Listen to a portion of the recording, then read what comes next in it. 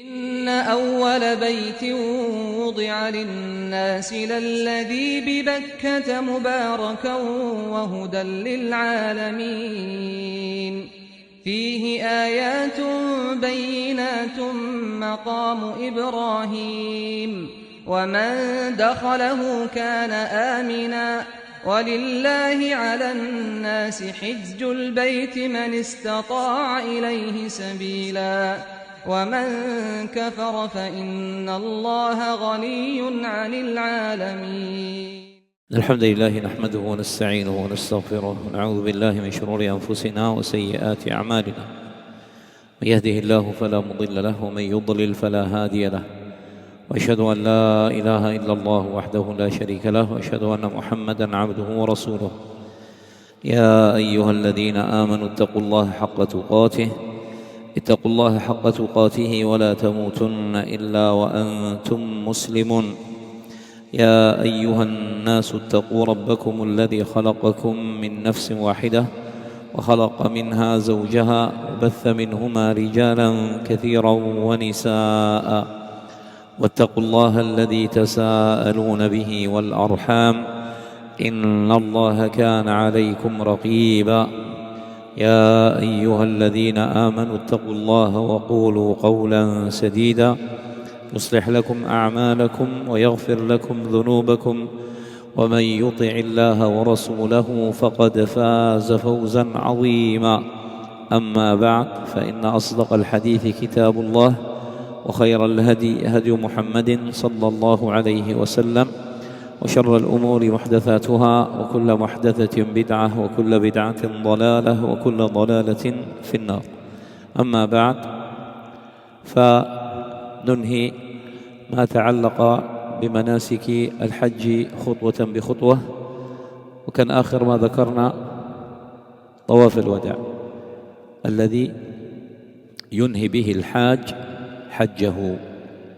بعض المسائل المتعلقة بطواف الوداع: إذا أراد الحاج أن يخرج من مكة وجب عليه أن يطوف بالبيت طواف الوداع ولو محمولا، إما الخروج الآن للعودة إلى بلده أو للسفر إلى مدينة أخرى، كان يكون في مكة ويذهب إلى المدينة، أو يكون في مكة يذهب إلى جدة، فلا يخرج من مكة إلا بعد أن يطوف طواف الوداع، ويطوفه ولو محمولا. قلنا أن طواف الوداع حكمه واجب ليكون آخر عهده بالبيت، ويجب بتركه دم، ويتحقق الترك بمجاوزة مسافة القصر. يعني إذا خرج وقطع مسافة هي في عرف الناس مسافة سفر تقصر فيها الصلاة، فهذا قد ترك الواجب، قد ترك طواف الوداع. وأما أهل مكة فليس عليهم طواف الوداع. هذا ما ذكره الشيخ بن باز رحمه الله في تعليقه على الروض المربع. والحائض والنفساء لا يجب عليهما طواف الوداع، لحديث عبد الله بن عباس رضي الله عنهما أن النبي صلى الله عليه وسلم رخص للحائض أن تصدر قبل أن تطوف إذا كانت قد طافت طواف الإفاضة. أخرجه الإمام أحمد بإسناد صحيح على شرط الشيخين. ولا يشرع للحائض والنفساء الوقوف عند باب المسجد الحرام للوداع لعدم وروده عن النبي صلى الله عليه وسلم، فإنه لم يأمر صفية رضي الله عنها به، وكانت حائضا. الآن مسألة في مسألة الحائض: امرأة انتظرت أن تطهر ولم تطف طواف الإفاضة، ووصل وقت رجوعها إلى بلدها وهي لم تطف طواف الإفاضة، ماذا تفعل؟ ترجع إلى بلدها وتترك رفقتها وتترك طواف الإفاضة، أم تبقى وتترك رفقتها؟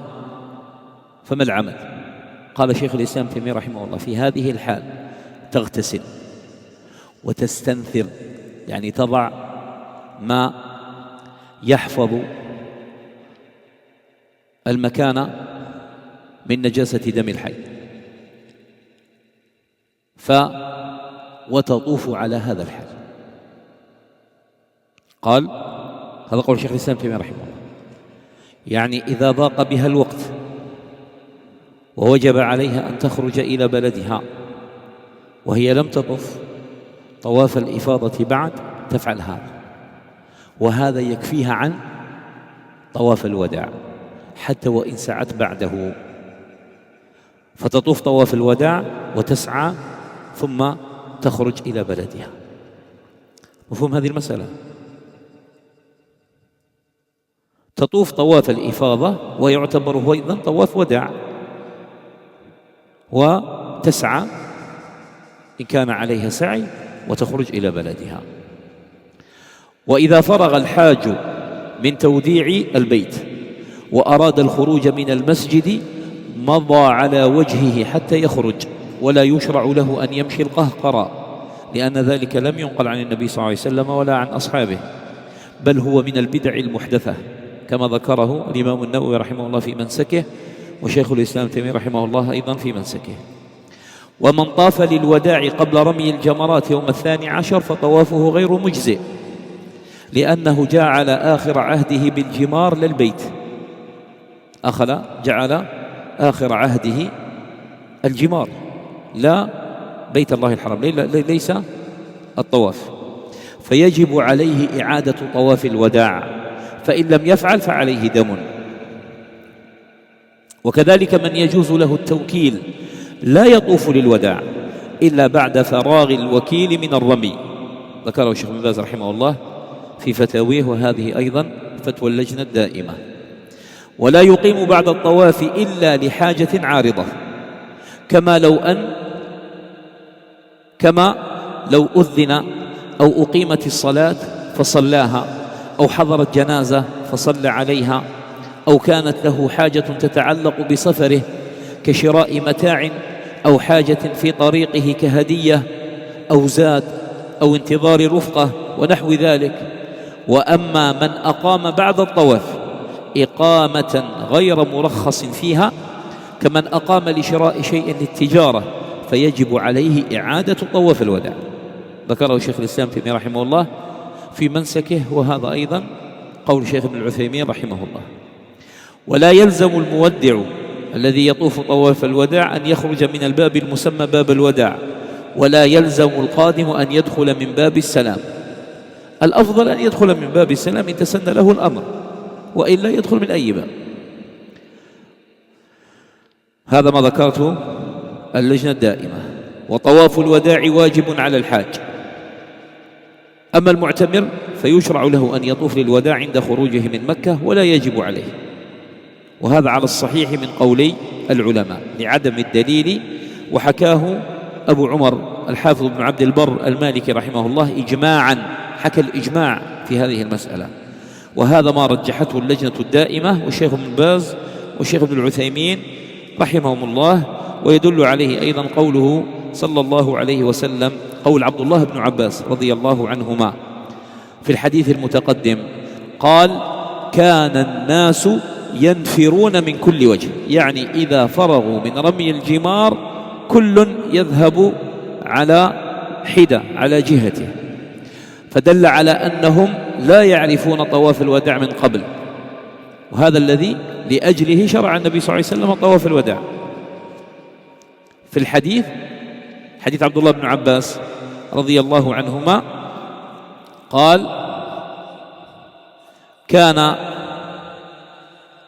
الناس ينفرون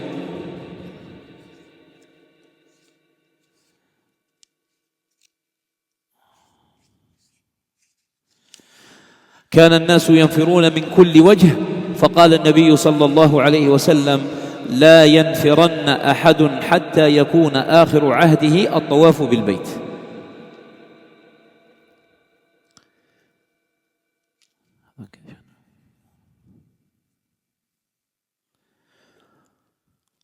وعنه أيضا عن عبد الله بن عباس رضي الله عنهما قال: أمر الناس أن يكون آخر عهدهم بالبيت إلا أنه خفف عن المرأة الحائض. ومن قدم مكة لعمل أو زيارة قريب فلا يلزمه طواف الوداع عند المغادرة، لأنه لم يأتي بنسك حتى يلزمه. فتح فتاوى الشيخ ابن عثيمين رحمه الله.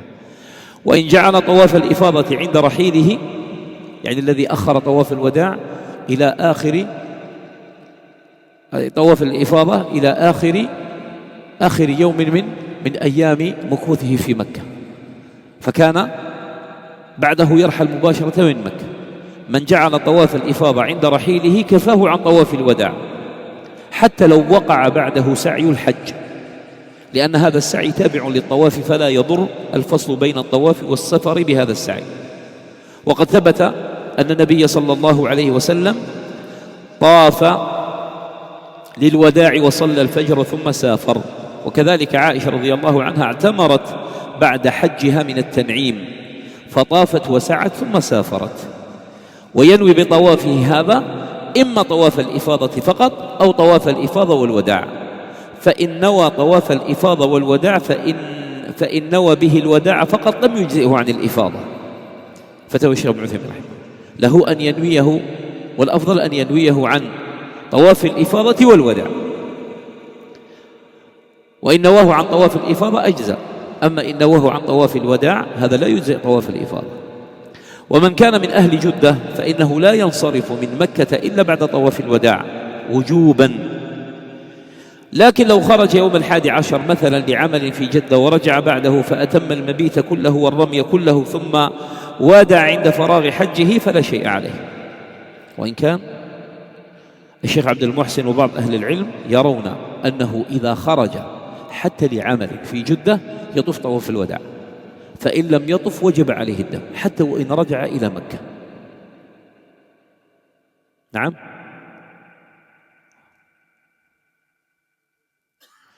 قال حتى شيخ عبد المحسن قال الذي ذكره الفقهاء كابن القاسم وغيره أنه إذا خرج مسافة قصر وجب عليه أن يطوف حتى وإن نوى أن يرجع،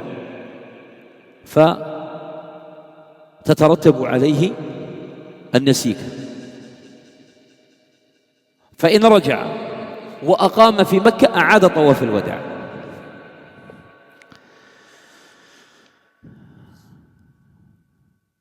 ومن حج من أهل مكة ثم سافر في أيام الحج فليطف للوداع.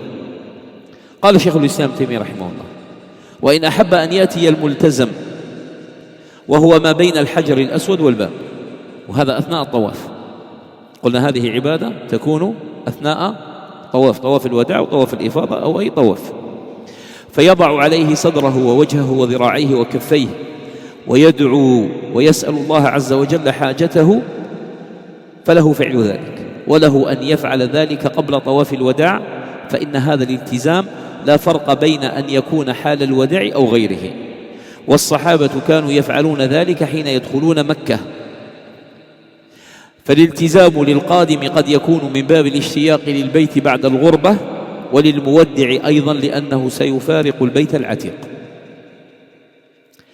وقد يكون الالتزام من باب الذل والخضوع من بين يدي الله تعالى في هذا المقام الشريف على حسب نية الملتزم وقصده، والالتزام بقصد التبرك والاستشفاء بالكعبة ذكره الشيخ ابن عثيمين رحمه الله في منسكه، ونحوه أيضا في الإيجاز للإمام النووي رحمه الله. وفي الحج 3 أطواف: طواف القدوم وهو سنة ليس بواجب، وطواف الإفاضة وهو ركن لا يصح الحج إلا به، وطواف الوداع وهو واجب وليس بركن، فلو تركه جبره بدم ذكره الإمام النووي رحمه الله. بسم الله الرحمن الرحيم. الحمد لله رب العالمين، والصلاة والسلام على نبينا الكريم وعلى آله وأصحابه ومن اتبع هداهم بإحسان إلى يوم الدين. أما بعد, avant de terminer, Inch'Allah ta'ala, les rites de l'Hajj ou l'Umrah, étape par étape. Et là, on est arrivé au dernier chapitre, à savoir Tawaf al-Wada, le Tawaf d'adieu. Quelques précisions avant de clôturer ce chapitre, Inch'Allah Ta'ala. Lorsque le pèlerin souhaite quitter Mecca, il lui est obligatoire d'accomplir Tawaf al-Wada. Ça, c'est pour le Hajj, celui qui a accompli le pèlerinage. Même s'il est porté, il est dans l'incapacité de se déplacer tout seul, afin que ce soit le dernier acte effectué à la mosquée sacrée. C'est ce qu'il a dit le Nabi sallallahu alayhi wa sallam. La dernière chose avant de quitter Mecca, c'est de faire Tawaf al-Wada. Celui qui l'abandonne doit offrir un sacrifice. Le pèlerin, al-Hajj, qui est une obligation pour lui. S'il l'abandonne, il ne le fait pas, il est redevable d'une expiation et d'un sacrifice. L'obligation est considérée comme manquée lorsque le pèlerin quitte la zone où la prière du voyageur devient permise, distance de voyage. Donc les savants, ils apportent cette précision que la personne, s'il se déplace une distance qui lui permettra de prendre la dérogation concernant le voyage, et bien celui-là, il est considéré comme quelqu'un qui a quitté une obligation. Et les habitants de Mecca, les résidents de Mecca, ne sont pas concernés par cette obligation à condition, on l'a vu hier. C'est-à-dire celui qui réside à Mecca et qui a fait le pèlerinage cette année-là, est-ce qu'il lui est obligatoire de faire Tawaf al-Wada? Non. Maintenant, s'il quitte Mecca pour aller n'importe où, sortir de Mecca, il va voyager, etc., et il est redevable, il doit faire Tawaf al-Wada. Concernant les femmes maintenant,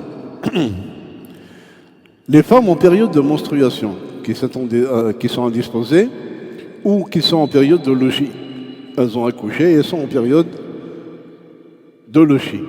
Elles ne sont pas tenues d'accomplir Tawaf al-Wada, conformément au hadith d'Abdallah ibn Abbas radiyallahu ta'ala anhuma, selon lequel le prophète sallallahu alayhi wa sallam leur a permis de partir si elles ont déjà accompli Tawaf al-Ifada. Comme on a vu le cas de Safiya radiyallahu ta'ala anha, le hadith de Aïcha. Voilà. Est-ce qu'elle va nous retenir? Elle lui a dit non, mais Allah, elle a fait Tawaf al-Ifada. Il a dit allez, maintenant décomptez, on y va. Elle ne doit pas rester devant la porte de la mosquée. Ça veut dire quoi ça? C'est-à-dire que Ba'd al-Jahala, il y a certains ignorants, impossible de quitter Mecca sans faire Tawaf al-Wada. Et elle se dit Akhiru ahdin bil bayt al-Tawaf. Moi je ne peux pas faire le Tawaf. Donc qu'est-ce que je fais? Je suis à la porte de la mosquée, j'essaie de voir le Kaaba. هذا من الجهل. Donc elle ne doit pas rester devant la porte de la mosquée sacrée pour faire leurs adieux. Car cela n'a pas été rapporté du prophète alayhi salatu wassalam, il n'a pas ordonné cela à Safiya radiyallahu ta'ala anha, son épouse, qui était en état de menstruation. Vous vous souvenez, elle lui a dit, tu fais tawaf sur ta monture. Après avoir terminé le tawaf, le pèlerin doit quitter la mosquée sans marcher à reculant, comme on a vu hier, comme le font certains. Car cela n'a jamais été rapporté du prophète sallallahu alayhi wa sallam, ni des compagnons, même c'est considéré comme une innovation dans la religion d'Allah subhanahu wa ta'ala. Celui qui a accompli Tawaf al-Wada avant de lapédier les stèles du deuxième jour, de Dhul Hijjah, est-ce que son tawaf est valide? Non, il n'est pas valide. Pourquoi? Parce que son dernier acte aura été, c'est quoi? Les stèles. Et non pas Tawaf al-Wada. Il doit alors le recommencer. Il est interdit de rester après Tawaf d'adieu sans qu'on crée de besoins passagers. La dernière chose que doit accomplir le pèlerin, c'est Tawaf al-Wada et puis il s'en va. Maintenant, il y a quelque chose qui le retient, quelle que soit cette chose. Donc, par exemple, prier une salade. Et il a fait son tawaf al-wada' et puis il allait partir et puis on a fait l'adhan pour le salat. Il fait le salat. Il attend. Uqimat as-salah. Il est en train de faire son tawaf. Uqimat as-salah. Il prie la prière obligatoire. Acheter quelque chose dont il a besoin, de s'approvisionner, attendre sa compagnie.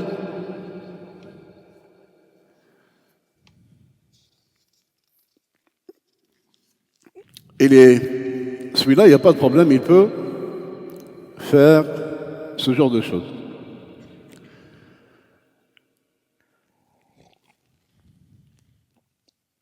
Celui qui reste sans excuse valable, maintenant, il n'a aucune de ces excuses-là qu'on a citées à l'instant. Alors, celui qui reste sans excuse valable, comme faire du commerce, ou là des choses qui ne sont pas du domaine de l'excusable, il doit recommencer le tawaf, celui-là. Mais s'il y a quelque chose qui le retient, et vraiment c'est quelque chose de valable, Allahumma barik, ma fi mushkil. Mais celui qui reste et fait du commerce, il est nonchalant, il se pavane, etc., هذا يعيد الطواف. Surtout إذا طالت المدة. Vraiment, il y a du temps qui est passé entre ce tawaf et son départ, sans que rien d'excusable le retient. Il n'est pas obligatoire de sortir par la porte appelée Bab al-Wada'. Il y a une porte qui s'appelle, parce que là-bas, vous avez des portes, et elles ont des noms. Beaucoup de portes. Et toutes les portes, elles ont des numéros et des noms. Il y a une porte qui s'appelle Bab al-Wada'. Et certains, il faut qu'ils sortent par là. Est-ce qu'il y a un délire pour cela? Non. Kazalik, celui qui arrive à Makkah le Masjid al-Haram, il y a ce qu'on appelle Bab al-Salam. Et c'est par cette porte-là qu'il est rentré le prophète sallallahu alayhi wa sallam. Est-ce que c'est une obligation? Est-ce qu'on est obligé de rentrer par cette porte-là? Ben non. Surtout les frères, surtout en ce moment, c'est le choix ou vouloir à tout prix atteindre ce sunnah, c'est pas quelque chose d'aisé, de facile. Maintenant, si on peut, Allahumma barik. Mais sinon, c'est pas une obligation. Le tawaf d'adieu est obligatoire pour le pèlerin, le hajj, on l'a vu. Mais pour celui qui fait l'umrah, est-ce qu'il est obligatoire? Il n'est pas obligatoire. Il est recommandé, mais pas obligatoire. Selon l'avis le plus correct, et le consensus a été rapporté par Ibn Abd al-Barr, rahimahullah ta'ala, et c'est l'avis favorisé par Cheikh Ben Baz, Cheikh Al-Uthaymin et le comité permanent de la fatwa. Maintenant, celui qui est venu à Mecca pour une visite ou un travail, il n'est pas venu pour faire un rituel, accomplir le hajj, accomplir une umrah. Il est juste venu à Mecca pour travailler, pour commercer, pour autre chose. Ou pour rendre visite à une proche, etc. Est-ce que celui-là, en quittant Mecca, il doit faire un tawaf al-wada'? Mais non. Car il n'est pas venu accomplir un rite. Et ça, c'est spécifique aux gens qui font le hajj ou l'umrah, tawaf al-wada'. Si quelqu'un combine tawaf al-ifada avant son départ, on a vu, tawaf al-ifada, on peut le retarder. Hagda. Celui qui peut l'accomplir le 10e jour, l'Eid, Allahumma barik, quelque chose de difficile, mais il y a possibilité. Quelqu'un qui l'a retardé. Et puis, ce jour-là, par exemple, il devrait partir. Impérativement, il part. Celui-là, il peut, par exemple, faire tawaf al-ifada et avoir l'intention que ce soit un tawaf wada', même s'il fait sa'i par la suite. Mais maintenant, quelqu'un, et il fait tawaf, il l'a retardé, il fait tawaf al-wada' avec l'intention de tawaf al-ifada. يجوز ولا يجوز؟ ما يجوز، هذا فرض ركن. مفهوم هذا؟ C'est compris. Donc si quelqu'un combine tawaf al-ifada avant son départ, cela lui suffit comme tawaf d'adieu. Même s'il le fait après il fait sa'i, parce que sa'i il vient juste après tawaf. Il est obligé de le faire en même temps. Car ce dernier est rattaché au tawaf. Comme le dit Cheikh Al-Uthaymin, rahimahullah. Une personne habitant à Jeddah. Elle est à 80 km de Mecca. Par exemple, il ne doit pas quitter Mecca avant d'effectuer Tawaf al-Wada'. Mais si elle sort le 11 du Dhul Hijjah, un exemple, à titre d'exemple, pour un travail, par suite il revient, compléter sa nuitée à Mina et effectuer la lapidation, et fait le Tawaf al-Wada', est-ce que son agissement est correct? Est-ce que c'est valable ce qu'il vient de faire? Oui, c'est valable.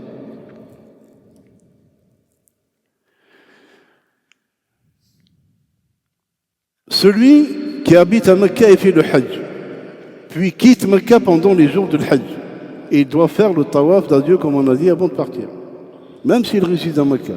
Maintenant, s'il s'établit à Mecca, il n'a pas de tawaf al-wada' à faire. Mais s'il sort pour un voyage, il va à Taïf, il va à Riyad, il va je ne sais pas où, il doit faire tawaf al-wada' même s'il réside à Mecca. Mais s'il ne part pas, Cheikh al-Islam Ibn Taymiyyah rahimahullah a dit celui qui veut venir au Multazam. Vous savez ce que c'est le Multazam? Vous savez ce que c'est? Vous voyez la porte de la Kaaba, elle est en hauteur. La partie basse de la porte. Vous avez une rambarde comme ceci, et puis les gens, ils collent en bas de la porte. Il met les mains, il colle sa tête, sa face, son corps, etc. L'espace entre la pierre noire et la porte de la Kaaba. Et il pose sa poitrine, son visage, ses bras, ses mains dessus, faire des invocations et demander à Allah ses besoins pour le faire. Il fait des invocations. Cela peut être fait avant ou après Tawaf al-Wada'. Pourquoi il cite ici cette précision-là? Parce que là on parle du Tawaf al-Wada'. Et la personne, c'est la dernière chose qu'il fasse, il quitte la mosquée sacrée, il quitte Mecca, il part. Là il n'y a pas de mal. S'il vient, donc il vient le Multazam, il reste un peu de temps et il fait son dua si Allah subhanahu wa ta'ala lui facilite pour le faire. Et il fait ses invocations, il demande, il fait des supplications à Allah subhanahu wa ta'ala. Cela peut être fait avant ou après Tawaf al-Wada'. Il n'y a aucun mal. Même s'il le fait après, il a fini son Tawaf, et puis Allah subhanahu wa ta'ala a facilité l'espace, il est arrivé, et il fait ce rituel, le Multazam, il reste un laps de temps, il n'y a pas de mal. Et il le fait et puis il part. Il n'y a pas de différence dans le moment, avant, après. Car les compagnons radiyallahu ta'ala anhum faisaient cela à leur entrée à Mecca. Cela peut exprimer le désir de retrouver la Kaaba ou l'humilité devant Allah selon l'intention de la personne. Et puis pour terminer, les trois types de tawaf dans le Hajj. On a tawaf al-Qudum, le tawaf de l'arrivée, qui est une sunnah, donc non obligatoire. Tawaf al-Ifada, qui est un pilier du Hajj, donc obligatoire, sans quoi le Hajj n'est pas valide. Et Tawaf al-Wada', Tawaf de l'adieu, qui est obligatoire, mais pas un pilier. Obligatoire pour qui? Pour le Hajj. Pour le Hajj, celui qui fait le Hajj, Tawaf al-Wada', c'est une obligation pour lui. Et on a vu que ce n'est pas une obligation pour le Mu'tamir. S'il est oublié, une personne a oublié de faire Tawaf al-Wada', le Hajj, on parle du Hajj, qu'est-ce qu'il doit faire? Est-ce qu'il a une expiation, il a un sacrifice à faire ou pas?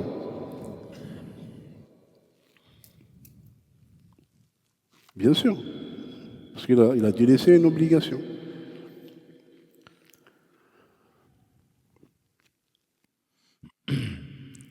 On a vu avec le hadith d'Abdullah ibn Abbas radiyallahu anhuma, النبي صلى الله عليه وسلم أنه قال من ترك واجبا فعليه نسيكه. Celui qui délaisse une obligation, il est redevable à un sacrifice.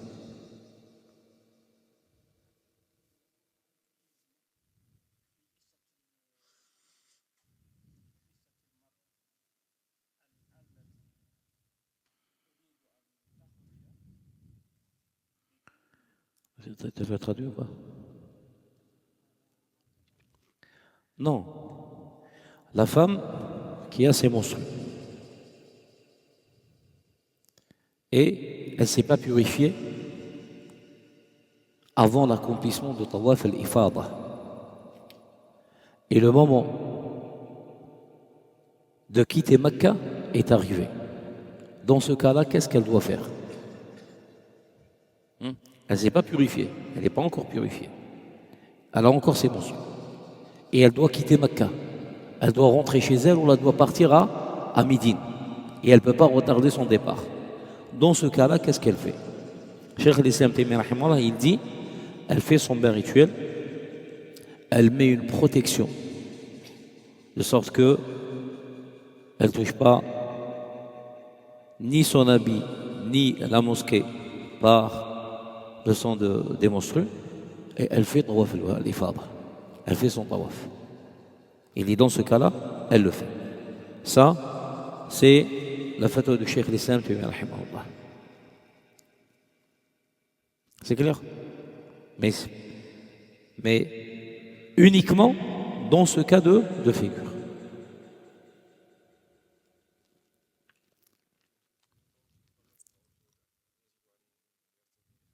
لا يرتدي الإحرام.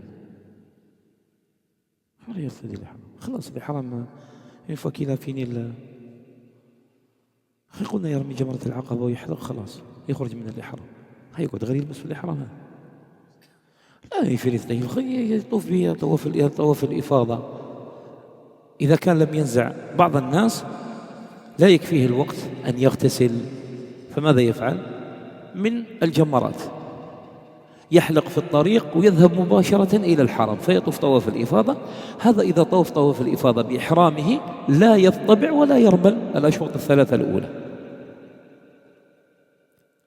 والأفضل أنه يغتسل ويتطيب كما فعل النبي صلى الله عليه وسلم. ماذا قالت عائشة رضي الله عنها؟ قالت كنت أطيب رسول الله صلى الله عليه وسلم لحله ولطوافه بالبيت. Parce qu'elle a dit Aïcha radiyallahu anha qu'elle parfumait le prophète sallallahu alayhi wa sallam avant qu'il rentre en état de sacralisation et avant qu'il accomplissait le tawaf autour de la Kaaba. خلاص.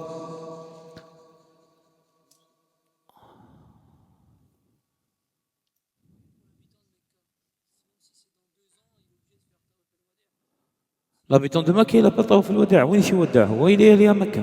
Tawaf al-wada', celui qui va quitter Mecca. Ah non. Non, c'est juste après le Hajj. Il n'y a pas de temps, il n'y a pas de temps. S'il est maintenant, il est considéré comme habitant. Il ne va pas faire tawaf al-wada' pour quitter Mecca. Il doit quitter. Si maintenant il doit quitter Mecca pendant le Hajj, là il est redevable à tawaf al-wada'. Sinon, celui qui habite à Mecca, le résident de Mecca, il n'a pas de tawaf al-wada'. أنهينا من المناسك. الآن يبقى شيء يتعلق بالزائر لبلاد الحرمين وهو زيارة المدينة. وليعلم أن زيارة مدينة النبي صلى الله عليه وسلم ليست من أعمال الحج ولا من أعمال العمرة. فمن أتى مكة فقط وجاء بالمناسك ثم رجع إلى بلده فحجه تام. ولكن يستحب لمن تعنى السفر إلى بلاد الحرمين أن يزور مسجد رسول الله صلى الله عليه وسلم ويكون هنا السفر بهذه النية.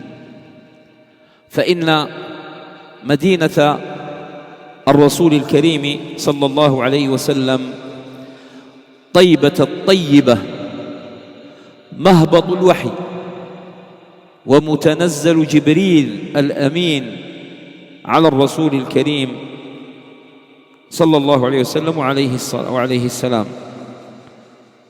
والمدينة هي مأرز الإيمان وملتقى المهاجرين. مأرز الإيمان، ما معنى مأرز الإيمان؟ قال النبي صلى الله عليه وسلم إن الإيمان لا يأرز إلى المدينة كما تأرز الحية إلى جحرها. يعني الإيمان يرجع ويجتمع في المدينة كما يرجع أو ترجع الحية إلى جحرها. فهي مأرز فهي مأرز الإيمان وملتقى المهاجرين والأنصار، وهي موطن الذين تبوأوا الدار والإيمان، وهي العاصمة الأولى للمسلمين. فيها عقدت ألوية الجهاد في سبيل الله، فانطلقت كتائب الحق لإخراج الناس من الظلمات إلى النور، ومنها شع النور فأشرقت الأرض بنور الهداية، وهي دار هجرة المصطفى صلى الله عليه وسلم، إليها هاجر وفيها عاش آخر حياته صلى الله عليه وسلم، وبها مات عليه السلام، وفيها قبر، ومنها يبعث. وقبره أول القبور انشقاقا عن صاحبه صلى الله عليه وسلم. أول من يشق عليه القبر قبر النبي صلى الله عليه وسلم، ولا يقطع بمكان، لا يقطع بمكان فيه قبر أحد من الأنبياء سوى مكان قبر النبي صلى الله عليه وسلم، يعني بالجزم.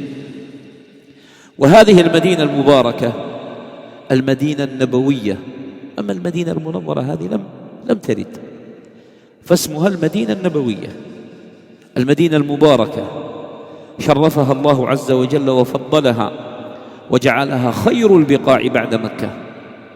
ويدل لتفضيل مكة على المدينة قول الرسول صلى الله عليه وسلم لما أخرجه الكفار منها واتجه إلى المدينة مهاجرا، نظر إلى الكعبة وقال مخاطبا مكة صلى الله عليه وسلم، قال والله إنك لخير أرض الله وأحب أرض الله إلى الله، ولولا أني أخرجت منك ما خرجت.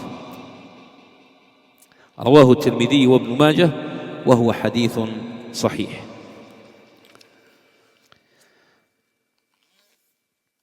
Les vertus de Médine, la ville du prophète alayhi salatu wassalam, la bienséance dans sa résidence et lors de la visite.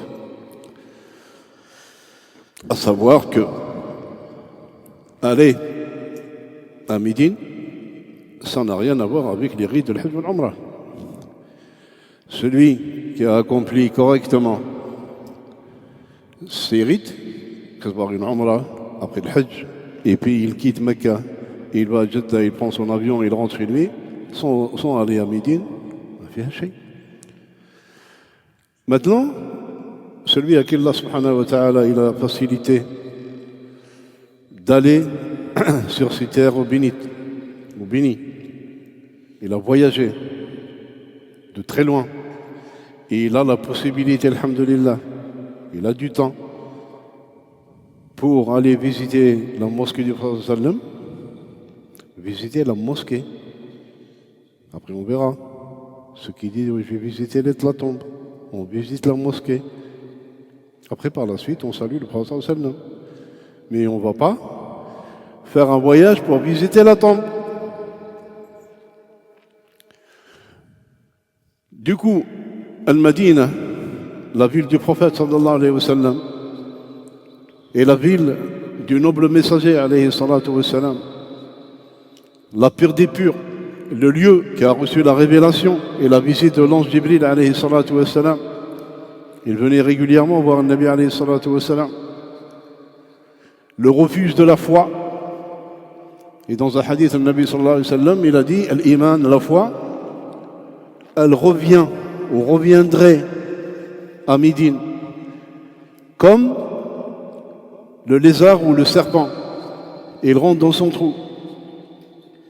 Il va, il sort et puis il revient dans son trou. Kadhalik al-iman, la foi. C'est le refuge de la foi, Al-Madina. La demeure des croyants, la première capitale des musulmans. D'où s'est levé l'étendard, où sont partis les missives de la vérité, dont la mission fut de faire sortir les hommes des ténèbres pour les mener à la lumière. Le Nabi sallallahu alayhi wa sallam, il a envoyé des émissaires. Il a envoyé les compagnons radiyallahu ta'ala anhum dans toutes les contrées pour appeler les gens vers l'islam. Elle est le lieu d'immigration du prophète sallallahu alayhi wa sallam. Élu le lieu où il a immigré où il a vécu la dernière partie de sa vie, et là où il a rendu l'âme, il est décédé à Médine, sallallahu alayhi wa sallam, et c'est là qu'il est enterré. Le jour de la résurrection, il sera ressuscité, et sa tombe sera ouverte avant celle de quiconque. En dehors de son sépulcre, on ne connaît pas le lieu exact où sont enterrés les prophètes. Mais notre prophète, sallallahu alayhi wa sallam, on le sait. Allah subhanahu wa ta'ala a honoré cette ville et l'a dotée de certains mérites. Elle est le meilleur endroit qui puisse être en dehors de Mecca, comme le confirme le hadith selon lequel le prophète sallallahu alayhi wa sallam s'est adressé de loin à sa ville natale qui est Mecca. Quand son peuple est lent, exilé, l'ont fait sortir. Et c'est la pire des choses que peut arriver à un homme quand on le sort de sa ville natale.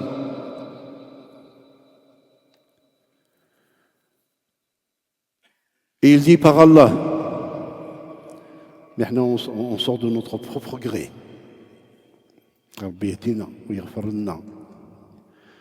Par Allah, tu es la meilleure terre d'Allah et la terre la plus aimée d'Allah. C'est-à-dire qu'il était épris de chagrin. Ça lui faisait de la peine, le Nabi sallallahu alayhi wa sallam, de quitter Mecca, qui est sa ville natale. Il a dit par Allah, tu es la meilleure terre d'Allah et la terre la plus aimée d'Allah. Si je ne fus pas forcé de te quitter, je ne l'aurais jamais fait. Mais il était contraint de sortir alayhi salatu wassalam. قال الشيخ سليمان الرحيلي في هداية السالك قال السفر إلى مسجد رسول الله صلى الله عليه وسلم وتأمل لم يقل إلى قبر النبي صلى الله عليه وسلم قال السفر إلى مسجد رسول الله صلى الله عليه وسلم هو من أشرف الأسفار فأشرف سفر يسافره الإنسان هو إلى بيت الله الحرام ويعظم إذا كان للحج أو العمرة ثم إلى مسجد رسول الله صلى الله عليه وسلم وهو قربة وطاعة لله عز وجل يثاب عليها المسلم ويعظم بها أجره ويجب على المؤمن عند سفره إلى مسجد رسول الله صلى الله عليه وسلم أن ينوي بسفره زيارة المسجد فإن نوى زيارة المسجد ونوى تبعا أن يزور قبر النبي صلى الله عليه وسلم والبقيع وشهداء أحد ويصلي في قباء فلا حرج لأن هذه النية تابعة أما أن يخرج وهو ناو زيارة القبر من بلده فيقول سنذهب نزور الحبيب أو سنذهب نزور قبر رسول الله صلى الله عليه وسلم فالنية هذه يعني نية زيارة القبر هذه لا تجوز لأنه لا يجوز شد الرحال لزيارة قبر ولو كان القبر قبر نبينا صلى الله عليه وسلم النبي صلى الله عليه وسلم ماذا قال في الحديث قال لا تشد الرحال إلا إلى 3 مساجد مسجدي هذا والمسجد الحرام والمسجد الأقصى ما معنى لا تشد الرحال أي لا يسافر سفر طاعة وقرب لله عز وجل إلا لهذه المساجد 3 أما أن يسافر بنية زيارة قبر النبي صلى الله عليه وسلم فهذا من الشرك حتى ولو كان القبر قبر النبي صلى الله عليه وسلم فعلى الزائر للمدينة أن يصلح نيته ولا يخرج إلا بهذه النية على أنه سيزور مسجد رسول الله صلى الله عليه وسلم إذن الإنسان عند خروجه من بلده إما أن ينوي زيارة المسجد فقط لماذا؟ للحصول على فضل بركة الصلاة فيه والباقي سيأتي تبعا فهذا مشروع وإما أن ينوي زيارة المسجد وبالتبع ينوي زيارة قبر النبي صلى الله عليه وسلم والبقيع تبعا لهذا فهذا جائز وأما أن ينوي بالأصالة زيارة القبر فيقول أنا سأذهب أزور الحبيب فهذا لا يجوز وغير مشروع. مفهوم؟ وهذا والله كثير من الناس نيته ماذا؟ إذا سافر إلى المدينة زيارة قبر النبي صلى الله عليه وسلم أو زيارة النبي صلى الله عليه وسلم، والنبي صلى الله عليه وسلم ينهى عن ذلك. Alors Cheikh Souleymane Al-Rahili, hafidhahullah, dans Hidayat al-Salik, il dit voyager vers la Mecque, vers la mosquée du messager d'Allah sallallahu alayhi wa sallam, elle fait partie des voyages les plus nobles et c'est le voyage le plus honorable que puisse entreprendre une personne. C'est celui vers la maison sacrée d'Allah Azza wa Jal, à savoir Al-Kaaba, et il devient encore plus méritoire s'il est accompli pour le Hajj ou la Umrah. Ensuite,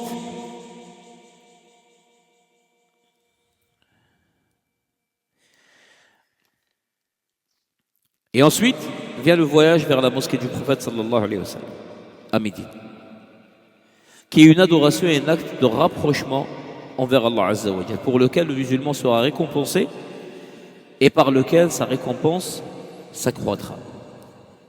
Alors l'intention c'est quoi? C'est de voyager pour la mosquée du prophète sallallahu alayhi wa sallam, pour avoir ce mérite de prier dans la mosquée du prophète sallallahu alayhi wa sallam. Et c'est pour ça que le prophète sallallahu alayhi wa sallam, dans le hadith de Aïcha radhiyallahu anha, il a dit la tushaddu rihal, à savoir on ne voyage pas. Le voyage qui est considéré comme un voyage d'adoration que pour 3 mosquées. La mosquée celle-ci, la mosquée du prophète sallallahu alayhi wa sallam, la mosquée de Masjid al-Haram et la mosquée de l'Aqsa. Il est donc obligatoire. Il est donc obligatoire pour le croyant, lorsqu'il entreprend ce voyage, d'avoir l'intention de visiter la mosquée du prophète sallallahu alayhi wa sallam. Et s'il ajoute à cela l'intention à titre secondaire de visiter la tombe du prophète sallallahu alayhi wa sallam, le cimetière d'Al-Baqi', qui est juste en face de la mosquée, ou d'aller à Uhud pour visiter le cimetière des martyrs d'Uhud, et de prier dans la mosquée de Quba, qui est juste à côté. La prière, elle est très méritoire. Alors il n'y a pas de mal à cela, car ces intentions sont secondaires, mais non principales. En revanche, s'il quitte son pays avec comme intention première de visiter la tombe, en disant par exemple, nous allons visiter le bien-aimé, ou nous allons visiter la tombe, et que son intention principale est la visite de la tombe, alors ça, c'est pas permis.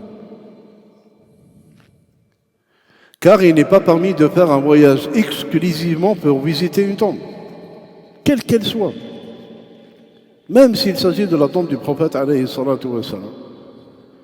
Donc l'intention principale première, c'est d'aller visiter la mosquée du prophète sallallahu alayhi wa sallam, parce qu'elle a un mérite particulier. Au Nabi sallallahu alayhi wa sallam, dans le hadith qui vient de vous citer Abdel Hakim à l'instant, hadith de Aïcha, la tushaddu rihal, c'est-à-dire qu'on ne prépare pas des montures, on ne s'apprévisionne pas pour aller visiter des mosquées en particulier. La tushaddu rihal illa pour 3 mosquées. La mosquée de Mecca, la mosquée sacrée, la maison sacrée, le haram, le Makki, ainsi que Masjid al-Nabi sallallahu alayhi wa sallam et Masjid al-Aqsa. Ainsi, si la personne quitte son pays avec l'intention de visiter uniquement la mosquée et que les autres visites viennent par la suite comme conséquence naturelle, cela est légiféré, c'est-à-dire c'est autorisé religieusement. S'il a l'intention de visiter la mosquée et ajoute ensuite comme intention secondaire la visite de la tombe et d'autres lieux, par exemple ceux qu'on a cités à l'instant, cela est également permis. Mais s'il part avec l'intention principale de visiter la tombe, en disant je vais visiter le bien-aimé, cela n'est pas permis, il ne relève pas de la législation musulmane. حديث هذا حديث عبد الله بن عمر وهو أيضا مروي عن أبي سعيد الخدري رضي الله عنه. فزيارة مسجد رسول الله صلى الله عليه وسلم سنة بإجماع العلماء طول العام، وليست مخصوصة بوقت. ولكن لما كان الأيسر لمن أتى الديار المقدسة لحج أو لعمرة فشرع له أن يزوره، ويصعب على كثير من الناس تخصيص المسجد النبوي بزيارة. ولهذا استحب العلماء على أن لا يفوت الحاج الفرصة إذا وصل الحجاز أن يبادر إلى زيارة مسجد رسول الله صلى الله عليه وسلم، فإنه أعظم لأجره. ومن أهم الأحكام والآداب التي عليه يعني على الحاج مراعاتها حال الزيارة، إذا وصلت أيها الحاج مدينة رسول الله صلى الله عليه وسلم فاغتسل وتنظف، وادخل المسجد بآداب وسكينة، وقدم رجلك اليمنى، وقل الدعاء الذي يذكر عند دخول أي مسجد: أعوذ بالله العظيم وبوجهه الكريم وسلطانه القديم من الشيطان الرجيم، بسم الله، اللهم صل وسلم على رسول الله، اللهم افتح لي أبواب رحمتك، في سياق. ثم تقدم إلى الصفوف الأمامية إن استطعت، ولا تزاحم، ولا تتخطى الرقاب، ولا ترفع صوتك، فإن رسول الله صلى الله عليه وسلم يحترم حيا وميتا. رأى عمر رضي الله عنه رجلين يرفعان أصواتهما في مسجد النبي صلى الله عليه وسلم، فقال لهما: من أين؟ قالوا: من اليمن. قال: لو كنتم من أهل المدينة لأوجعتكما ضربا.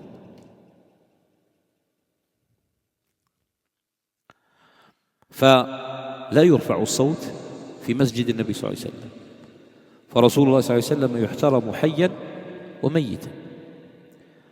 واحرص على الصلاة في الروضة الشريفة، وإن كان هذه المسألة يا إخواني لم يرد فيها أي حديث، فمن استطاع ولا يزاحم لأجل هذا.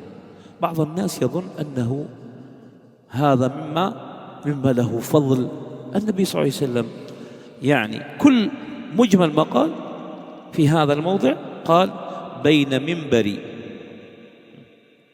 وبيتي روضة من رياض الجنة فقط.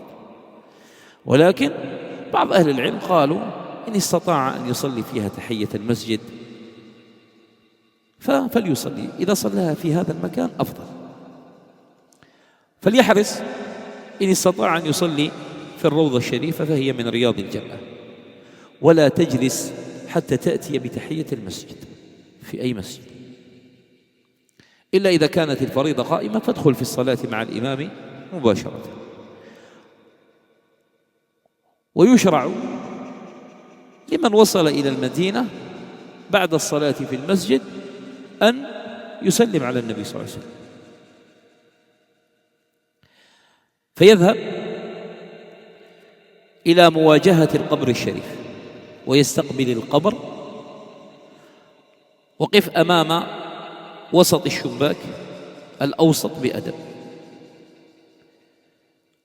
ولا تنحني، ولا تضع يمينك على شمالك كما يفعله البعض، لأن هذه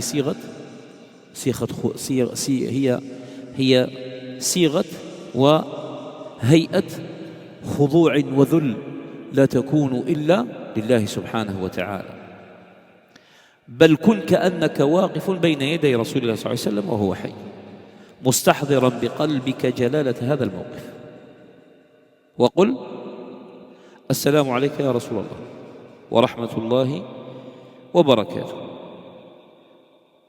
الآن إذا أراد أن يزيد: السلام عليك يا نبي الله وخيرته من خلقه، السلام عليك يا سيد المرسلين وخاتم النبيين وقائد الغر المحجلين، أشهد أن لا إله إلا الله وأشهد أن محمد رسول الله، أشهد أنك بلغت الرسالة ونصحت لأمتك ودعوت إلى سبيل ربك بالحكمة والموعظة الحسنة وعبدت الله حتى أتاك اليقين، فجزاك الله أفضل ما جزى نبيا ورسولا عن أمته، اللهم آته الوسيلة والفضيلة وابعثه مقام محمود الذي وعدته يغبطه به الأولون والآخرون. اللهم صل على محمد وعلى آل محمد كما صليت على إبراهيم وعلى آل إبراهيم إنك حميد مجيد.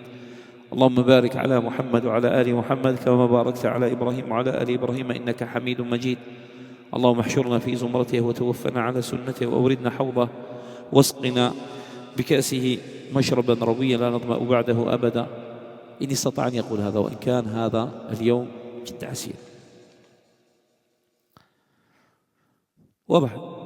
وهذا لا يفعل إلا مرة واحدة. هذا لا يكون ديدا كما يفعله بعض المعتمرين أو الحجاج، أنه كل ما يدخل المسجد يجب يذهب إلى النبي صلى الله عليه وسلم. لا، الذي ثبت عن الصحابة أنهم كانوا إذا رجعوا من سفر، كان عبد الله بن عمر رضي الله عنهما إذا رجع من سفر بعد الصلاة في مسجد النبي صلى الله عليه وسلم يأتي ليسلم على النبي صلى الله عليه وسلم. ماذا يقول؟ السلام عليك يا رسول الله. ثم يأخذ ذات اليمين شيئا ما يقول السلام عليك يا أبا بكر، ثم ذات اليمين أيضا يقول السلام عليك يا أبي، ثم ينصرف. هذا الذي ورد عن عبد الله بن عمر رضي الله عنه، لا يمكث ولا يدعوه ولا يبكي ولا شيء. والملاحظ هنا بعض الناس يدعون والقبلة وراءه، القبلة وراءه. فإذا سلم على النبي صلى الله عليه وسلم ينتقل اليمين قدر ذراع لتكون مقابلا لرأس أبي بكر الصديق رضي الله عنه، وتقول السلام عليك يا أبا بكر الصديق ورحمة الله وبركاته. إن زاد السلام عليك يا خليفة رسول الله ورحمة الله وبركاته وجزاك الله عن صحبة نبيه وعن الإسلام خيرا. ثم انتقل إلى اليمين أيضا قدر ذراع. بعض الناس يظن أن النبي صلى الله عليه وسلم في الوسط وأبو بكر وعمر، وهذا خطأ. قبر النبي صلى الله عليه وسلم، ثم يمينا شيئا ما قبر أبي بكر، ثم يمينا آخر قبر عمر رضي الله عنه، ثم ينتقل لليمين قدر ذراع ليكون مقابلا لرأس عمر رضي الله عنه، ويقول نفس الدعاء الذي قاله أمام قبر أبي بكر رضي الله عنه. وإن اكتفى أيضا بالسلام فهذا ثبت عن عبد الله بن عمر رضي الله عنهما. وقلنا هذا لا يفعله إلا مرة واحدة، فليس له أن كل مرة يدخل إلى المسجد يذهب ليسلم. La visite de la mosquée du prophète sallallahu alayhi wa sallam est une pratique recommandée selon l'unanimité des savants tout au long de l'année. Et elle n'est pas limitée à une période spécifique. Cependant, il est plus aisé et facile pour ceux qui viennent pour le pèlerinage ou la Umrah de la visiter. Étant donné qu'il est difficile pour beaucoup de personnes de voyager et se consacrer exclusivement à la visite de la mosquée prophétique, les savants recommandent de ne pas manquer cette occasion lorsqu'on arrive dans la région du Hijaz et de se rendre rapidement à la mosquée du prophète sallallahu alayhi wa sallam, car cela procure une grande récompense. Il existe quelques règles et étiquettes à respecter lors de cette visite. Lorsqu'on arrive à Médine, il est recommandé, ce n'est pas une obligation, de faire un bain rituel, se nettoyer correctement. Ce qu'on vous lit, ça les frères, c'est une épître que Cheikh Abdel Mohsen il a faite. Adab Ziyarat al-Masjid al-Nabawi. Lorsqu'on arrive à Médine, le Cheikh il dit on fait un bain rituel. Ce n'est pas une obligation, mais celui qui le fait c'est très bien. Se nettoyer correctement, il y en a d'être en état de propreté et de bonne apparence. Puis on entre dans la mosquée avec calme et respect. Ça, c'est dans toutes les mosquées, les frères. الإنسان يكون على طهارة ونظافة. Il rentre avec respect, avec humilité. يستحضر عظمة المكان. هذا بيت الله سبحانه وتعالى. Ça, c'est des règles et des bienséances dans toutes les mosquées.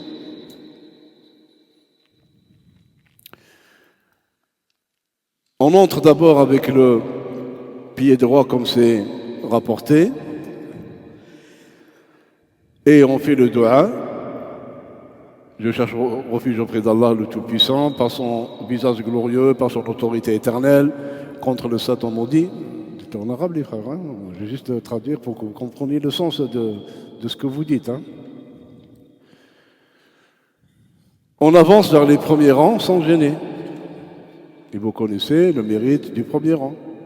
Mais on va pas se bagarrer, hein? On a une place, on n'a pas, ma fille, Inch'Allah. Inch'Allah qu'Allah t'accorde la récompense de ton intention. Mais ça, entre parenthèses, ça c'est juste, il faut rêver. Pendant le Hajj et pendant Ramadan, prier dans les premières places, ça, il faut que la personne, elle va camper là-bas pendant 1 jour et demi. À partir du 2e jour, il pourra prier au premier rang. Les gens, ils ne bougent pas, les frères. Ils ne bougent pas. Donc on avance dans les premiers rangs sans gêner, pousser et dépasser les autres. On ne lève pas la voix, car le messager d'Allah doit être respecté, vénéré, qu'il soit vivant ou décédé. Et on rapporte de Omar radiyallahu ta'ala anhu qu'il a entendu 2 personnes élever la voix. Il a été les voir, il lui a dit d'où vous venez. Ils lui ont dit on vient du Yémen. Il leur a dit alhamdulillah, vous venez du Yémen. Si vous étiez des gens de Médine, je vous aurais corrigé. Parce qu'on n'élève pas la voix. Mais maintenant, ça c'est des bienséances, c'est des règles que les savants enseignent aux musulmans. Mais est-ce que les gens ils mettent ça en pratique? On veille tant que possible à prier dans Rawda. Rawda c'est quoi? C'est un espace qui est entre la Hujurat, les appartements des épouses du prophète sallallahu alayhi wa sallam, et son minbar, sa chair. Et il est rapporté un hadith qui dit que entre ma maison, ma demeure et minbari, ma chair, Rawda, un jardin parmi les jardins du paradis. C'est tout ce qui a été rapporté dans la sunna par rapport à ça. Et rien n'a été rapporté d'authentique, même non authentique, sur un mérite quelconque de prier par Rawda. Rien. Le seul hadith qui a été rapporté, c'est celui-là. Et vous voyez les gens maintenant, Allah al-Musta'an. Et ils font des chaînes interminables. Il faut s'inscrire. Croyant que c'est, subhanallah, c'est quelque chose qu'il faut faire impérativement. Et puis, je ne vous dis pas les bousculades.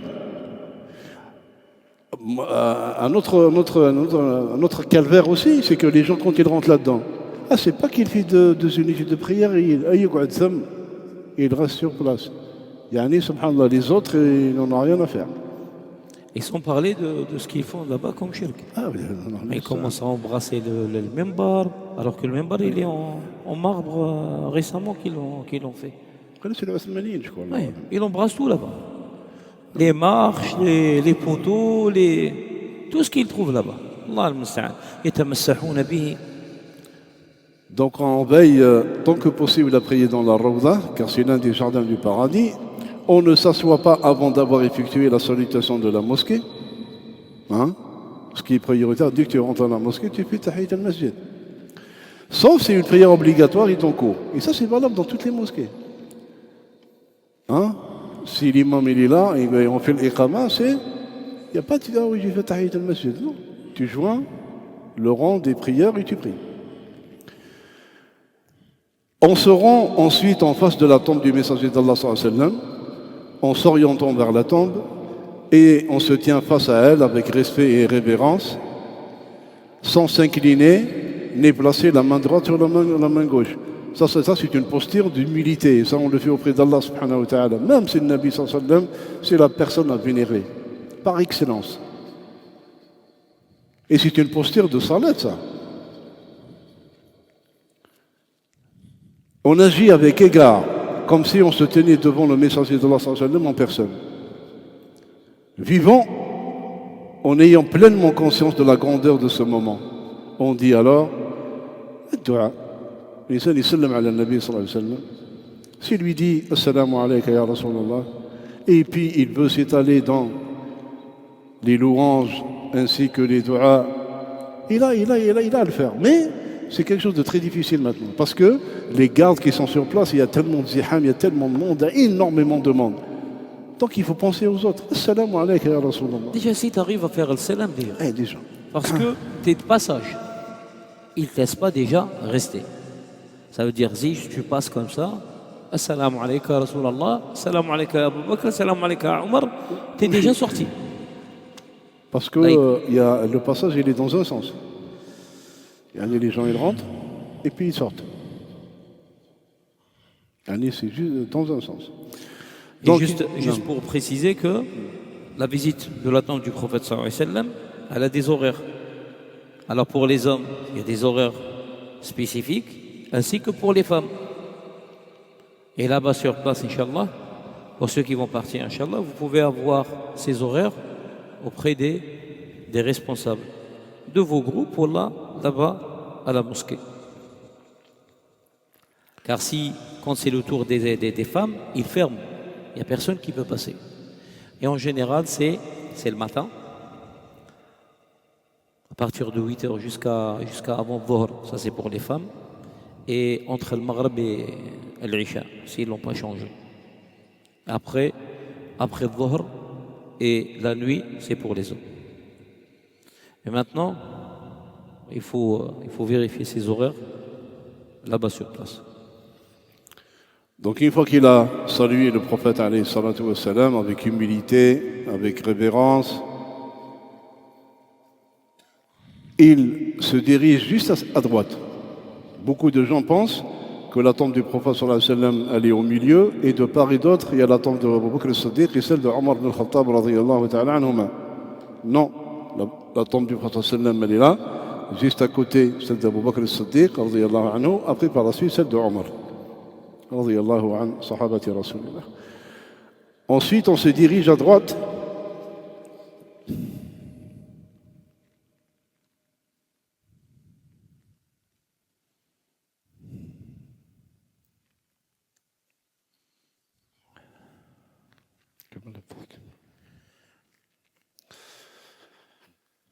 Alors il y a la tombe du prophète sallallahu alayhi wa sallam et on se dirige un peu à droite d'environ une coudée ou un bras, et on se place en face de là on se retrouve en face de la tête de Abu Bakr radiyallahu anhu. Et pareil, on dit Assalamu alayka ya Abu Bakr, Assalamu alayka ya Khalifata Rasulillah. Aussi, il se contente seulement de dire Assalamu alayka ya Abu Bakr, comme il le faisait Abdullah ibn Umar radiyallahu anhuma. Une fois qu'il a terminé, ensuite, il avance encore à droite d'une coudée ou d'un bras pour se placer en face de la tête de Al-Farouq Omar radiyallahu anhu.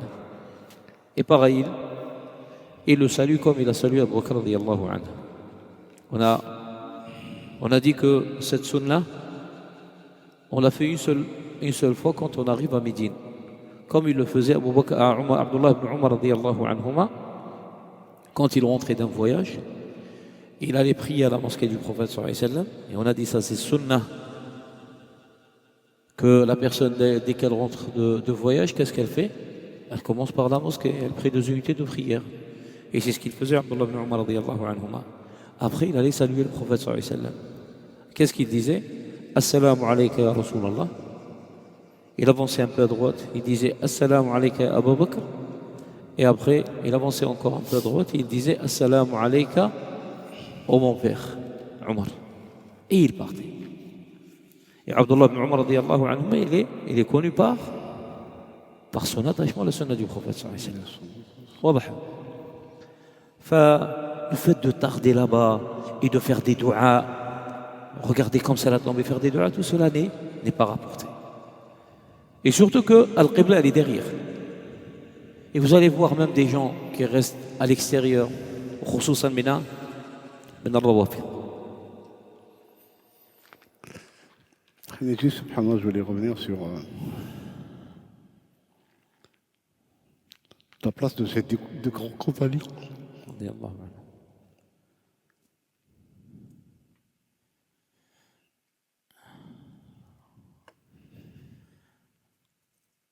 يعني صاحب النبي صلى الله عليه وسلم أحياء وميتين. Ils ont accompagné le prophète sallallahu alayhi wa sallam en étant vivants et même morts. Et regardez, subhanallah. Un Nabi sallallahu alayhi wa sallam, une fois, il a pris la main de Abu Bakr et la main de Omar radiyallahu anhu. ورفعه وقال هكذا نبعث. C'est ainsi qu'on sera ressuscité. Et regardez, subhanallah, comment Allah subhanahu wa ta'ala, il les a, comme il disait Abdullah ibn Omar radiyallahu anhu. Il disait, on disait tout le temps, خرج النبي صلى الله عليه وسلم وأبو بكر وعمر. جاء النبي صلى الله عليه وسلم وأبو بكر وعمر. C'était les inséparables. Et subhanallah, Allah subhanahu wa ta'ala, il les a même réunis, même leur lieu de où ils sont enterrés. Et Omar radiyallahu anhu, subhanallah, quand il allait mourir, il a envoyé Aïcha radiyallahu anha pour lui demander la permission d'être enterré avec ses compagnons. Et il a dit à son fils Abdullah ibn Omar, tu lui dis, Omar te demande, et ne lui dis pas Amir al-Mu'minin, le prince des croyants. Il a dit parce que je ne suis plus le prince des croyants. Qu'est-ce qu'elle a dit Aïcha radiyallahu anha? Elle a dit par Allah que j'ai réservé cette place pour moi. Elle a dit mais au moment qu'il l'a demandé, je lui laisserai. Radiyallahu anha. Et ils sont enterrés décalés comme ça. Il y a le prophète sallallahu alayhi wa sallam comme ça. Après la tête de Abu Bakr, elle est au pied du prophète sallallahu alayhi wa sallam. Au pied de la tête de Abu Bakr, elle est au pied du prophète sallallahu alayhi wa sallam. Et après, la tête de Omar radiyallahu anha, elle est au pied des pieds de Abu Bakr. Radiyallahu anhu ajma'in. Barakallahu fikum les frères derniers, reconnaissez la place des compagnons en général. Et en particulier, les 4 califes bien guidés, radiyallahu anhum.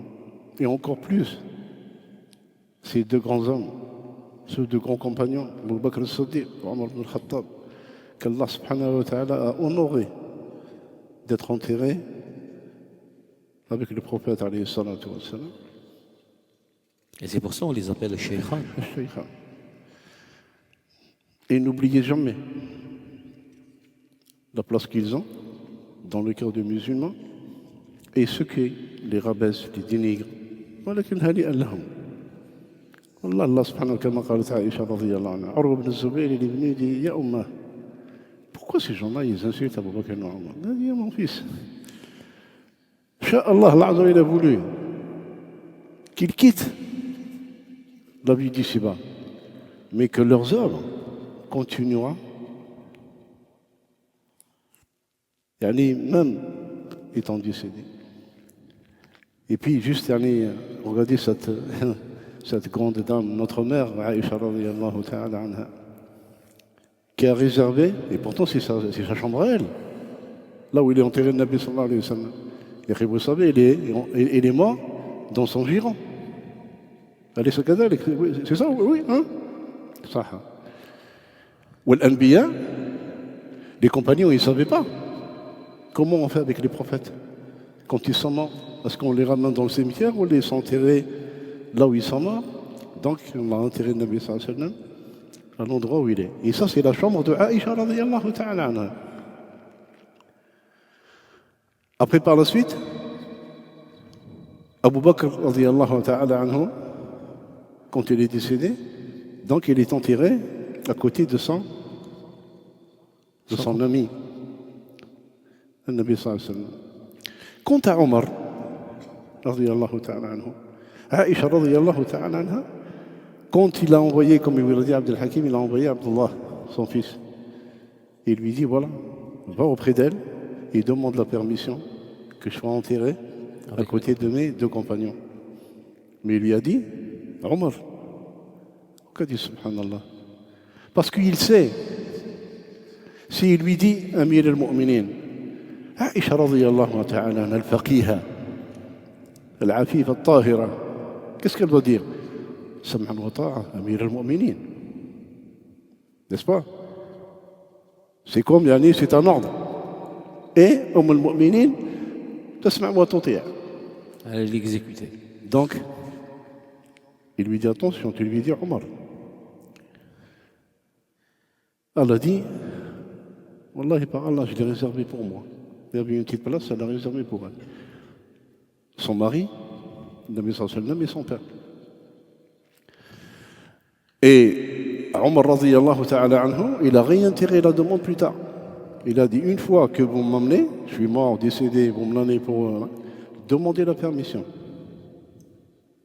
Vous arrivez devant chez elle, vous demandez la permission encore une deuxième fois. Si elle vous dit oui, sinon, enterrez-moi là où on enterre les musulmans. Regardez, subhanallah, ces gens-là, ils sont exceptionnels. Et bien, radiyallahu anha, elle a préféré Omar d'être enterré. Aïcha, elle est enterrée où? Le Baqi'. Cimetière en face de Al-Masjid al-Nabawi. Encore quelque chose, subhanallah. Cette grande dame, notre mère Aïcha, radiyallahu anha, elle a dit depuis que Omar est enterré là où il est, elle a dit j'ai jamais quitté mon voile. Elle a mis un voile entre elle et les deux. Allahu Akbar. Il est mort, hein, il est sous terre. Hein. Elle a mis un voile où elle dormait et où il y a les tombes, par pudeur. Subhanallah. اللهم ارض عنهم اجمعين. نعم.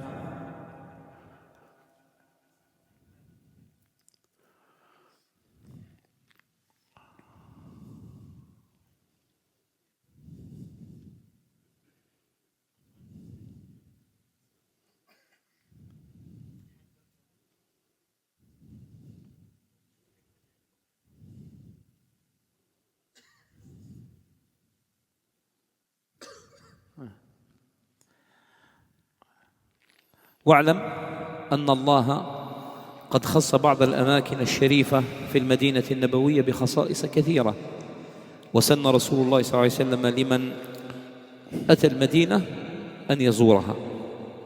فمن وصل إلى هذه المدينة المباركة فإنه يشرع له زيارة مسجدين و3 مقابر. أما المسجدان فهما مسجد الرسول صلى الله عليه وسلم ومسجد قباء. وأما المقابر الثلاث التي يشرع زيارتها فهي قبر الرسول صلى الله عليه وسلم وقبر صاحبيه أبي بكر وعمر رضي الله عنهما، ومقبرة البقيع، ومقبرة شهداء أحد. المسجد النبوي النبي صلى الله عليه وسلم ماذا قال فيه؟ قال صلاة في مسجد هذا ب1000 صلاة.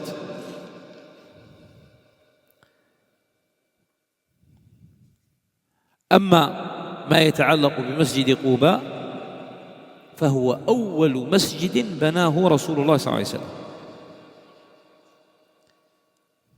وهذا الذي ذكره الله عز وجل: إن أول مسجد لمسجد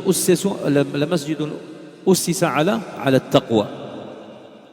مسجد أسس على التقوى يقصد به مسجد قباء.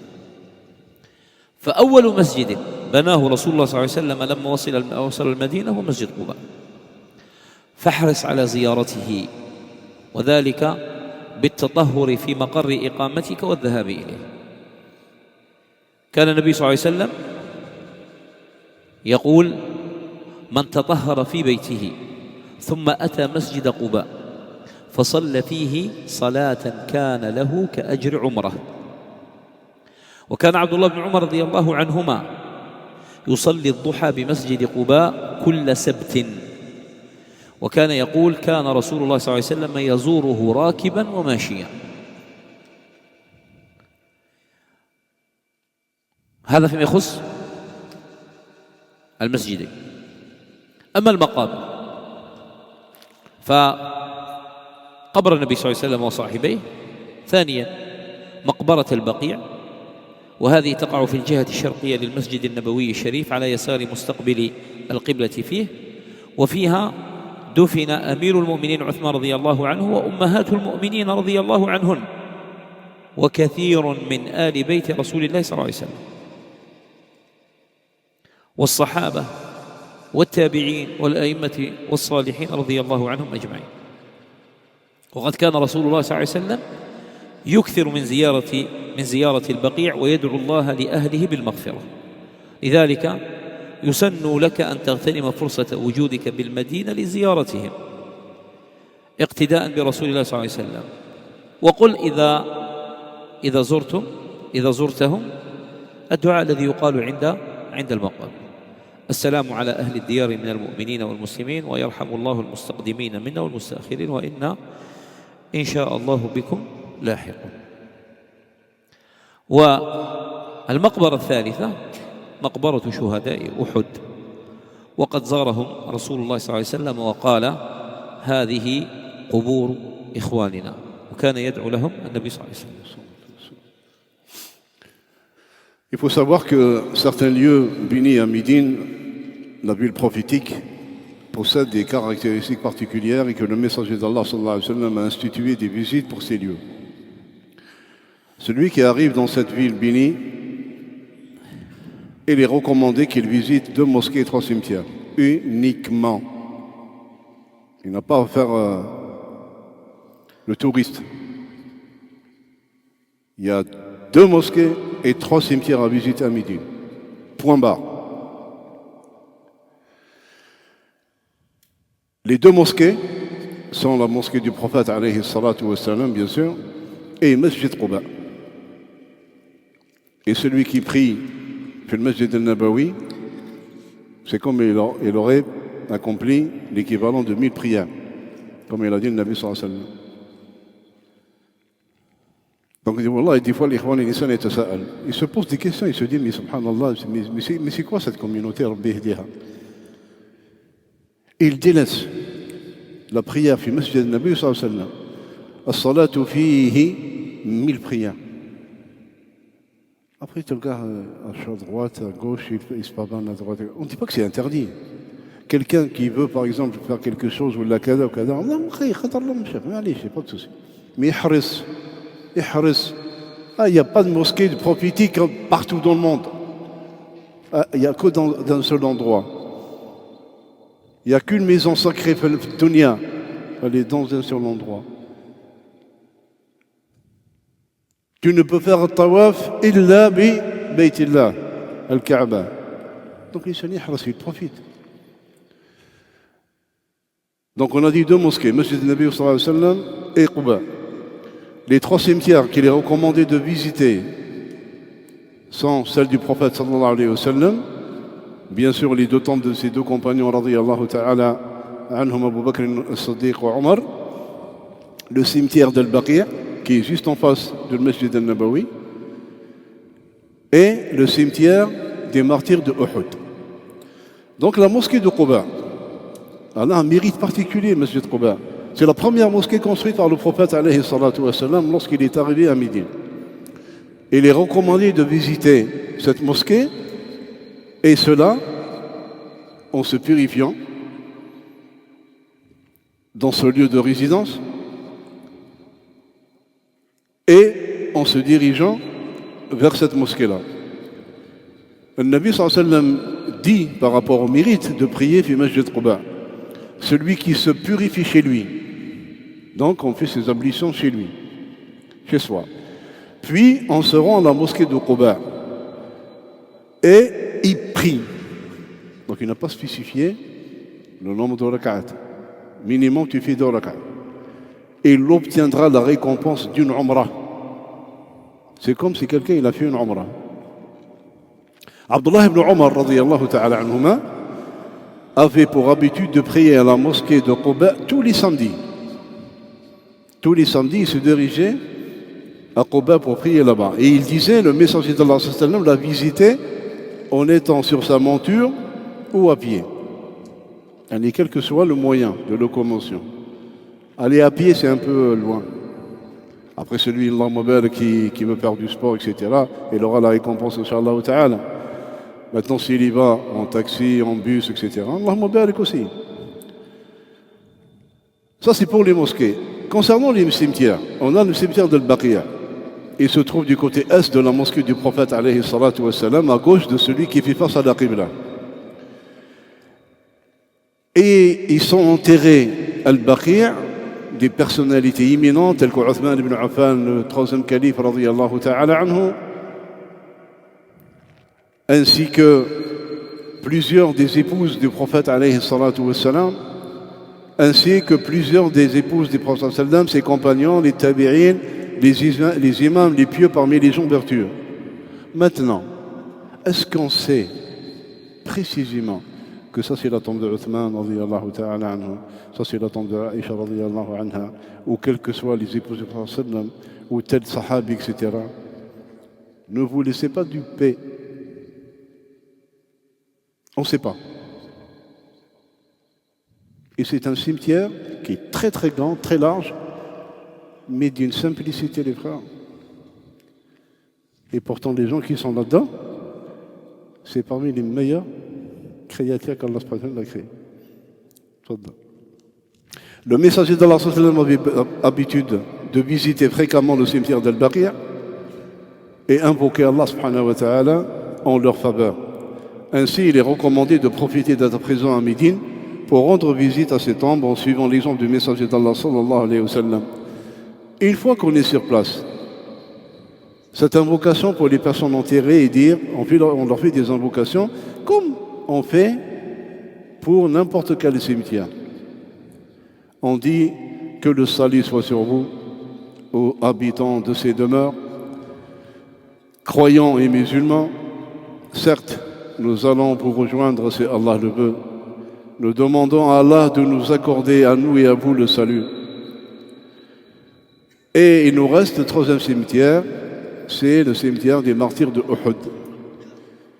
Le messager d'Allah sallallahu alayhi wa sallam a visité leur tombe et a dit: voici les tombes de nos frères. هكذا يعني خلاصة ما جاء في مسألة زيارة المدينة. يبقى بعد ذلك فضائل المدينة. Vous allez essayer, Inch'Allah, de les voir avec notre frère Mourad. وأوصي ما يتعلق ببعض أحكام السفر وحج النيابة بخصوص الأطفال. Juste un dernier conseil pour ceux qui vont partir. N'oubliez pas le but pour lequel vous allez voyager. Certains, surtout par rapport à celui qui va partir pour la première fois, à savoir, c'est son hajj obligatoire, hajjat al-Islam. Et des fois, les gens pensent plus qu'est-ce qu'ils vont ramener de là-bas que le manasik. Et un conseil, dès le départ, dites à vos familles: moi je vais ramener juste un peu d'eau de Zamzam ou khalas.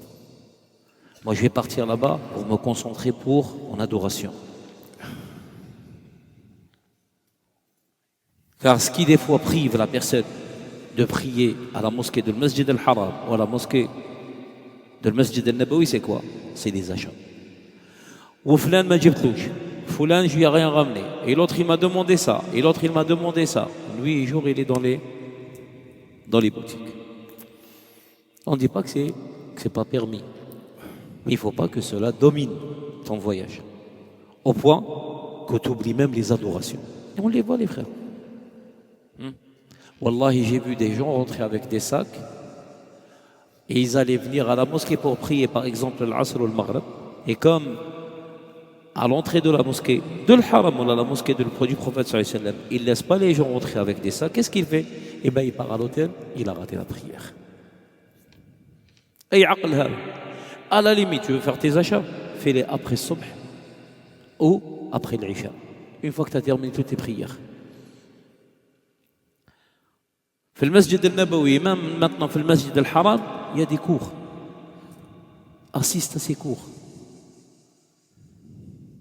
Après le Fajr, il y a un cours.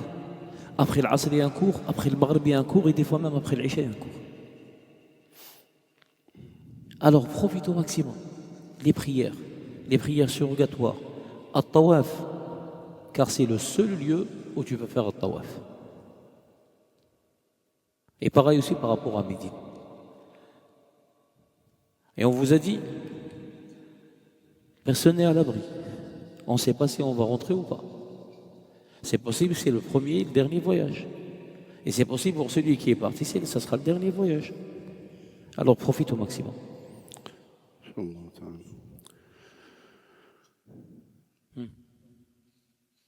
Quel ordre?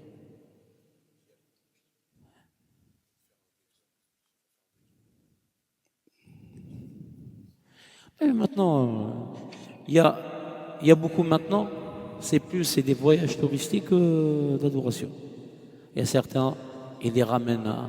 Et des fois, il y a des gens, subhanallah, pour lui, quand il voit par exemple le masjid Bilal, pour lui, c'est le masjid de Bilal, radiyallahu anhu.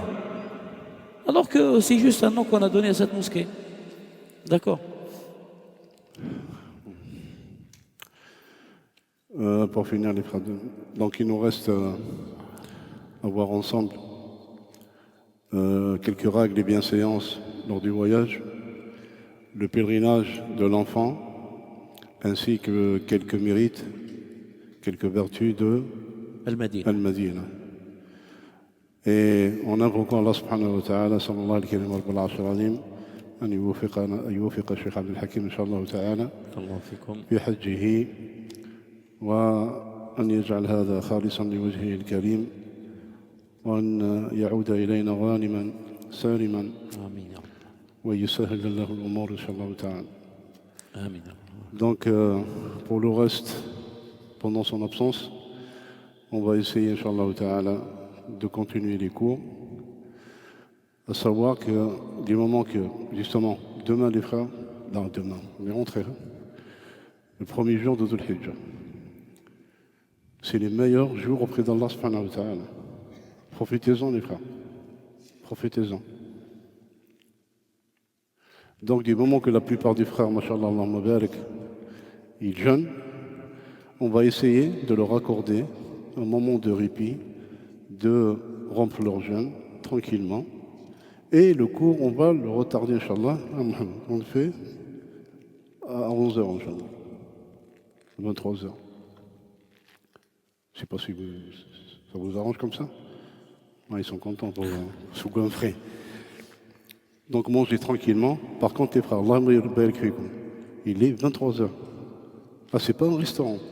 On n'hurle pas. Mangez tranquillement, buvez tranquillement. Et puis on vient faire notre cours, Inch'Allah. Madame? C'est le nom Mohamed bin Mersad. Alors, quand je pars demain, Inch'Allah, Salat al-Fajr serait là, Inch'Allah. Pour les personnes qui ne viennent pas à Salat al-Fajr, je vous dis, Astawdi'ukum Allah alladhi la tadi'u wada'i'ah. On s'excuse les frères si un jour on a dépassé quelqu'un soit par un acte ou par une parole. Sachez que ça n'a jamais été volontaire. والمسامحة بارك الله فيكم. Demain, je serai là, Salat al-Fajr, Inch'Allah. Alors, أستودعكم الله الذي لا تضيع ودائعه. بارك الله فيكم. وللملتقى إن شاء الله. إن شاء الله والله تعالى أعلى وأعلم. سبحانك اللهم وبحمدك أشهد أن لا إله إلا أنت أستغفرك وأتوب إليك.